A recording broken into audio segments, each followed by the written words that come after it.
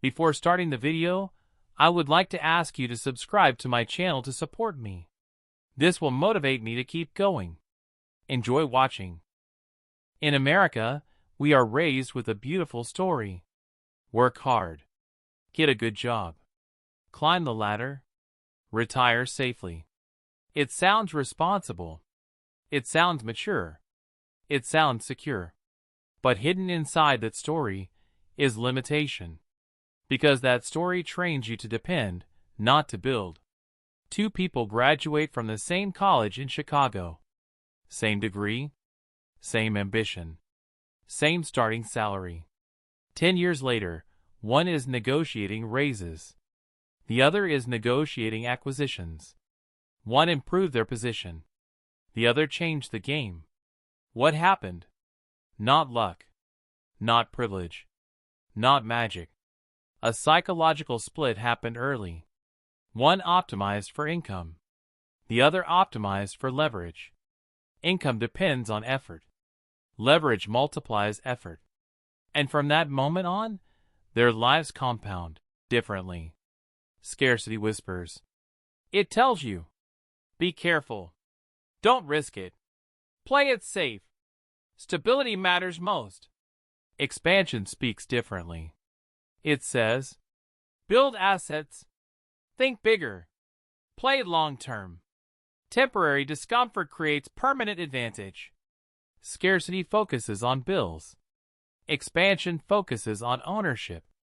This is why during financial crashes, while most Americans panic, disciplined investors move strategically.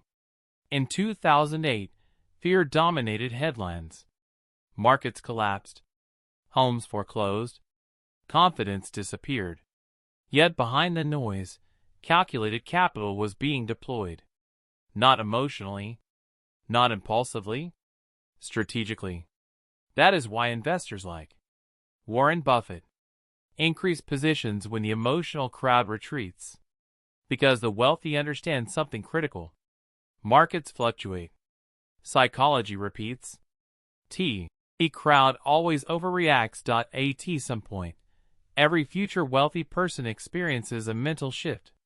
They stop asking, how much do I earn? And start asking, what do I control? Control is power. When Jeff Bezos left his high-paying Wall Street position, people called it irrational. Why abandon safety? Because safety caps upside. A salary has a ceiling. Equity does not. Ownership changes identity. Employees solve problems. Owners create systems. Employees negotiate compensation. Owners design infrastructure. The shift is internal before it is financial. You begin to see businesses everywhere. You walk past a coffee shop and think, what's their margin? You scroll online and think, what's their distribution model? Wealth psychology rewires perception. The world stops being a place to work in. IT becomes a place to build within. Money amplifies who you already are. If you are impulsive, money makes you reckless. If you are disciplined, money makes you strategic. Wealth is not created by intelligence alone. It is protected by emotional regulation. Look at founders like Elon Musk. Public volatility, criticism, risk, pressure. Yet long-term execution continues. Not because of motivation, because of obsession structured into systems. The wealthy automate their behavior. They reduce decision fatigue. They remove emotional noise. While others react to trends. They focus on trajectory. That is psychological stamina. And stamina builds empires. Human beings normalize their surroundings. If everyone around you earns $60,000 a year, that becomes realistic. If everyone around you builds companies, that becomes realistic. Oprah Winfrey did not just increase income. She changed rooms. Rooms change belief ceilings. Wealth clusters geographically for a reason. Silicon Valley, Manhattan, Austin, Miami.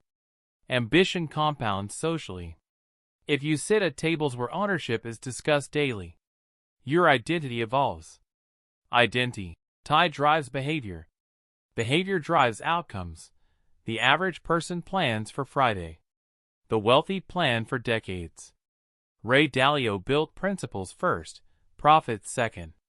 Wealth psychology is obsessed with compounding. Compounding money. Compounding reputation. Compounding skills. Compounding networks. Small disciplined decisions repeated for 15 years outperform aggressive moves repeated for 15 weeks. Short-term dopamine destroys long-term dominance. The wealthy delay gratification. And strategically. Not emotionally. Strategically. Comfort is the most expensive addiction in America. It doesn't look dangerous. It feels safe. Predictable. Manageable. A steady paycheck. Weekend distractions. Streaming. Vacations financed on credit. Nothing dramatic. Nothing catastrophic. Just slow stagnation. Wealth psychology recognizes something most people ignore.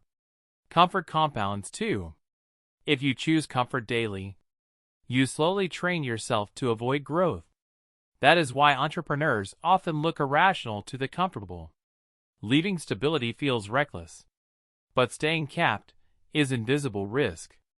The wealthy are not addicted to comfort. They are addicted to expansion. Income follows identity. If you see yourself as an employee, you will subconsciously seek permission. If you see yourself as an owner, you will subconsciously seek control. This shift does not happen when you make your first million. It happens when you change the internal narrative. Elon Musk did not think like an employee building rockets. He thought like someone redesigning industries. Psychology precedes performance.